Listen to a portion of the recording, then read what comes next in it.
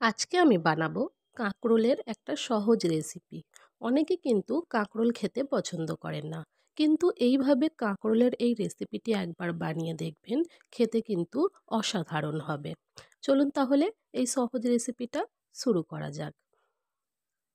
তো এই কাঁকরোলের রেসিপিটা করার জন্য আমি এখানে 250 গ্রাম কাঁকরোল নিয়েছি লম্বা লম্বা করে কেটে, আর দুটো আলু নিয়েছি। আলুগুলোকেও আমি কাঁকরোলের মতো লম্বা করে কেটে নিয়েছি।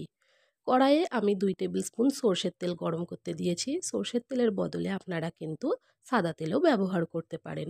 তারপরে সামান্য লবণ হলুদ দিয়ে আলু কাঁকরোলগুলোকে আমি খুব ভালো করে ভেজে নেব। এটাকে আমি মিডিয়াম ফ্লেমে ভাজবো। খুব ভালো করে ভাজা হয়ে গেলে আমি আলু কাঁকরোলগুলোকে তুলে রেখে দেব। তারপর ওই একই তেলে আমি একটা গোটা শুকনো লঙ্কা আর হাফ টিস্পুন গোটা জিরে ফোড়ন দিয়ে ফোড়নটাকে হালকা নাড়াচাড়া করে ওর মধ্যে দিয়ে দেব একটা পেঁয়াজ কুচি।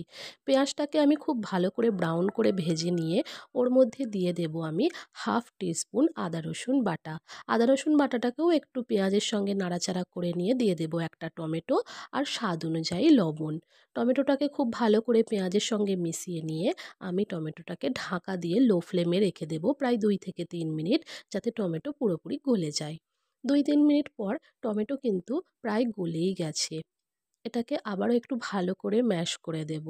তারপর দিয়ে দেব 1/4 টিস্পুন হলুদ গুঁড়ো, 1/4 টিস্পুন জিরের গুঁড়ো, হাফ টিস্পুন ধনের গুঁড়ো আর হাফ টিস্পুন লঙ্কার গুঁড়ো দিয়ে খুব ভালো করে আমি মশলাটাকে কষিয়ে নেব। মাঝে মধ্যে সামান্য পরিমাণ জল দিয়ে মশলাটাকে কষিয়ে নিতে হবে।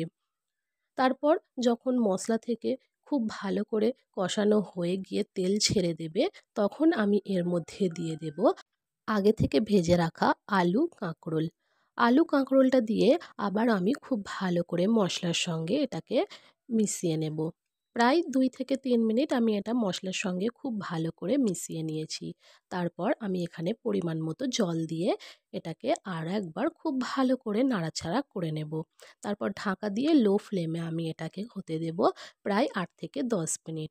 8-10 মিনিট পরে এখানে কিন্তু আমাদের কাঁকরোলের তরকারিটা একেবারেই রেডি হয়ে গেছে। দেখতেই পাচ্ছেন আলু খুব সুন্দর করে সিদ্ধ হয়ে গেছে।